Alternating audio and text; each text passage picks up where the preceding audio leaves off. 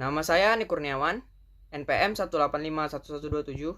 Di sini saya akan menjelaskan tentang prosedur teknis mendaftarkan surat kuasa dan gugatan kepada pengadilan agama, serta tahap proses persidangan ketika gugatan tersebut sudah dijalankan. Nah, yang pertama ini saya akan menjelaskan tentang prosedur teknis mendaftarkan surat kuasa. Yang pertama, menerima pendaftaran surat kuasa khusus. Yang kedua, menerima biaya PNBP sebanyak Rp5.000.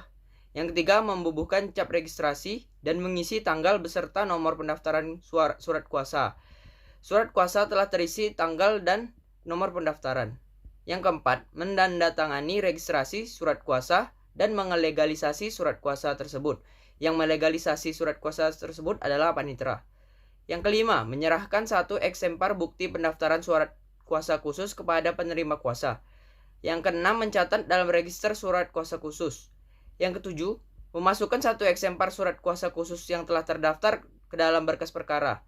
Yang ke-8, membuat surat pernyataan kesediaan hadir di persidangan. Selanjutnya nomor 9, membuat laporan pendaftaran surat kuasa khusus. Yang kedua, prosedur teknis mendaftarkan gugatan kepada pengadilan agama. Yang pertama, pihak berperkara datang ke pengadilan agama dengan membawa surat gugatan atau permohonan. Yang kedua, pihak berperkara menghadap petugas meja pertama dan menyerahkan surat gugatan atau permohonan minimal 6 rangkap beserta fotokopi kutipan akta nikah yang telah ditempeli materai dan cap pos dan fotokopi KTP untuk perkara perceraian. Yang ketiga, petugas meja pertama memberikan penjelasan yang dianggap perlu atau berkenaan dengan perkara yang diajukan, menaksir panjar biaya perkara yang kemudian ditulis dalam surat kuasa untuk membayar atau SKUM. Pihak berperkara membayar panjar biaya perkara ke bank yang dituju yang besarnya sesuai dengan jumlah yang tertera pada surat kuasa untuk membayar atau SKUM.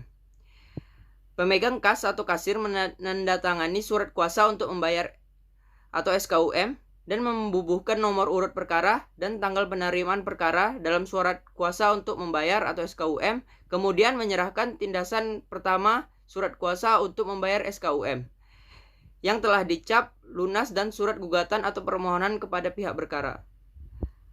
Perkara yang sudah didaftar di pengadilan agama oleh penggugat atau pemohon selanjutnya tinggal menunggu panggilan sidang dari jurusita atau jurusita pengganti. Pemanggilan oleh jurusita atau jurusita pengganti kepada pihak penggugat atau pemohon dan tergugat atau termohon dilakukan sekurang-kurangnya 3 hari sebelum sidang sudah sampai kepada yang bersangkutan dan langsung disampaikan ke alamat penggugat atau pemohon dan tergugat atau termohon seperti yang tersebut dalam surat gugatan atau permohonan. Jika pada saat dipanggil para pihak tidak ditemukan di alamatnya, maka panggilan disampaikan melalui kepala desa atau lurah di mana para pihak bertempat tinggal. Jika para pihak sudah dipanggil dan datang ke pengadilan agama, segera mendaftarkan diri di meja piket informasi yang tersedia dan tinggal menunggu antrian sidang. Selanjutnya, tahap proses persidangan ketika gugatan tersebut sudah dijalankan. Nah, yang pertama itu ada upaya perdamaian. Pada perkara perceraian, seperti cerai gugat dan cerai talak, hakim wajib mendamaikan kedua belah pihak yang berperkara pada setiap kali persidangan. Kedua belah pihak bebas memilih hakim mediator yang tersedia di pengadilan agama tanpa dibungut biaya. Apabila terjadi perdamaian, maka perkaranya dicabut oleh penggugat atau pemohon dan perkara telah selesai. Apabila tidak terjadi perdamaian dalam mediasi, baik perkara perceraian maupun perkara perdata umum, maka proses pemeriksaan perkara dilanjutkan. Nah, selanjutnya itu ada pembacaan surat gugatan penggugat. Sebelum surat gugatan dibacakan, jika perkara perceraian, hakim wajib menyatakan sidang tertutup untuk umum, sementara perkara perdata umum sidangnya selalu terbuka. Surat gugatan penggugat yang diajukan ke pengadilan agama itu dibacakan oleh penggugat sendiri atau salah seorang majelis hakim. Dan sebelum diberikan kesempatan oleh majelis hakim kepada tergugat memberikan tanggapan atau jawabannya, pihak penggugat punya hak untuk mengubah, mencabut, dan mempertahankan isi surat gugatannya tersebut. Apabila penggugat menyatakan tetap tidak ada perubahan dan tambahan dalam gugatannya, kemudian persidangan dilanjutkan ke tahap berikutnya. Nah, tahap berikutnya yaitu jawaban tergugat. Setelah gugatan dibacakan, kemudian tergugat diberi kesempatan mengajukan jawabannya, baik ketika sidang hari itu juga atau sidang berikutnya. jawaban tergugat dapat dilakukan secara tertulis ataupun lisan. Pada tahap jawaban ini, tergugat dapat pula mengajukan eksepsi atau rekompensi yang bisa disebut juga gugatan balik, dan pihak tergugat tidak perlu membayar panjar biaya perkara. Yang selanjutnya itu replik penggugat. Setelah tergugat menyampaikan jawabannya, kemudian si penggugat diberi kesempatan untuk menanggapi sesuai dengan pendapat penggugat.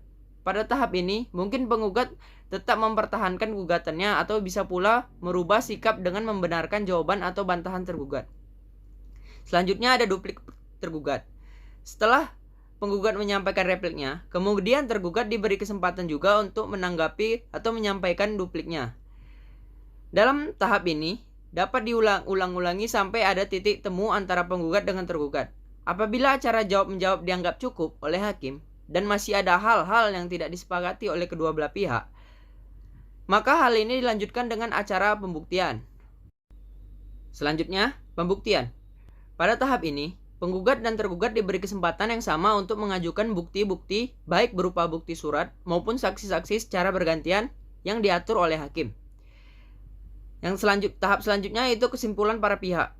Pada tahap ini, baik penggugat maupun tergugat diberi kesempatan yang sama untuk mengajukan pendapat akhir yang merupakan kesimpulan hasil pemeriksaan selama sidang berlangsung menurut pandangan masing-masing. Kesimpulan yang disampaikan ini dapat berupa lisan dan dapat pula secara tertulis. Tahap selanjutnya yaitu musyawarah majelis hakim. Rapat permusyawarahan majelis hakim ini bersifat rahasia.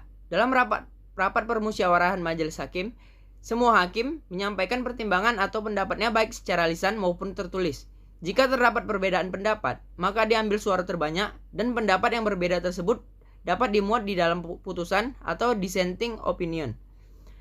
Tahap yang terakhir yaitu putusan hakim.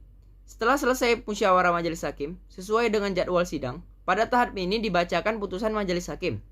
Setelah dibacakan putusan tersebut, penggugat dan tergugat berhak mengajukan upaya hukum banding dalam tenggang waktu 14 hari setelah putusan diucapkan.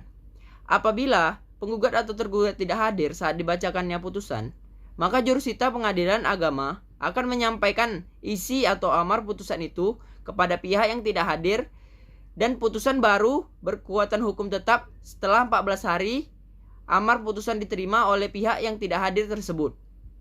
Nah, jadi segitu yang dapat saya sampaikan.